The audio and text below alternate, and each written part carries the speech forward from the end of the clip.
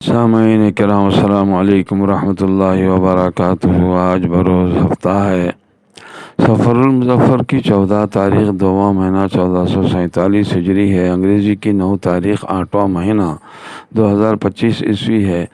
ضروری مسائل میں متفرقات مسائل وغیرہ آپ کے سامنے پیش کیے گئے ہیں۔ تعویذ کے بارے میں بھی یہ بات ظاہر ہو رہی ہے۔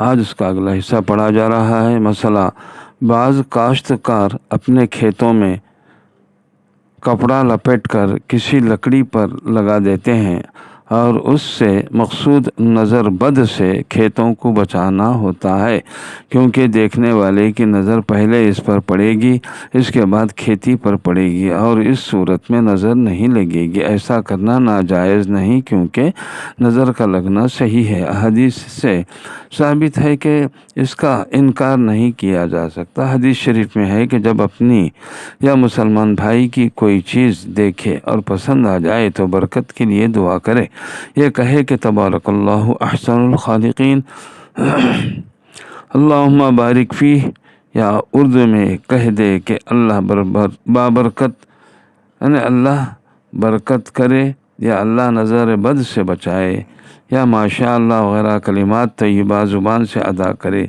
امید ہے کہ اس طرح کہنے سے نظر نہیں لگے گی۔ رد المختار وغیرہ سے بچوں کو نہلانے دھلانے کپڑے پہنائیں تو ان کی حفاظت کے لیے یہ کلمے ضرور کہہ دیں، انشاءاللہ بچے نظر بد سے محفوظ رہیں گے۔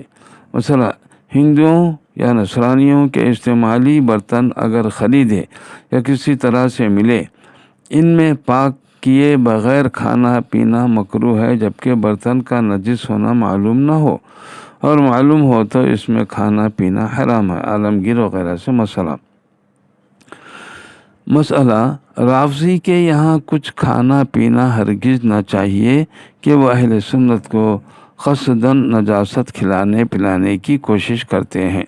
فتاوی رضویہ: تو عوام الناس میں جو مشہور ہے کہ رافضی ایسا کرتے ہیں، وہ بے اصل نہیں۔ مسئلہ: عجیب و غریب قصے کہانی تفریح کے طور پر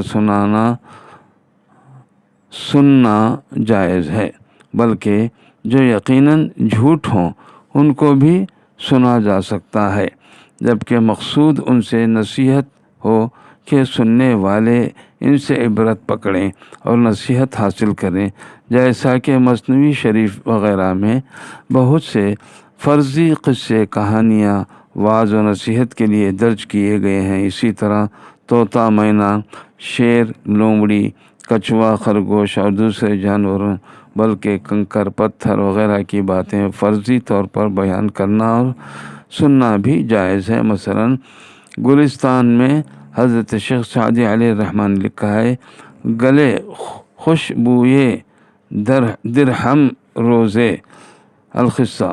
مقصود اس کہانی سے بری صحبت سے بچنا اور نیک صحبت میں رہنے کی ترغیب دینا ہے، ورنہ کہاں مٹی اور کہاں یہ سوال جواب۔ در المختار، بہار شریعت وغیرہ۔ مسئلہ: ہنسی مذاق میں اگر بیہودہ باتیں، گالی گلوچ اور کسی مسلمان کی ایذا رسانی نہ ہو، محض پرلطف اور دلخوش کن باتیں ہوں جن سے اہل مجلس کو ہنسی آئے اور خوش ہوں، اس میں حرج نہیں۔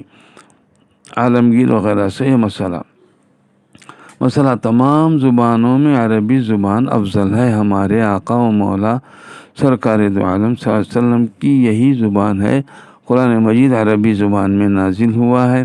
اہل جنت کی جنت میں عربی ہی زبان ہوگی۔ جو اس زبان کو خود سیکھے یا سکھاؤں یا دوسروں کو سکھائے، اسے ثواب ملے گا۔ در المختار وغیرہ۔ یہ جو کہا گیا ہے صرف زبان کے لحاظ سے کہا گیا ہے، ورنہ ایک مسلمان کو خود سوچنے کی ضرورت ہے کہ عربی زبان کا جاننا مسلمانوں کے لیے کس قدر ضروری ہے۔ قرآن و حدیث اور دین کے تمام اصول و فروع اسی زبان میں ہیں۔ اسی زبان سے ناواقفی کتنی کمی اور نقصان کی چیز ہے۔ بہار شریعت وغیرہ۔ انشاءاللہ العزیز اس کا اگلا حصہ کل پڑھا جائے گا۔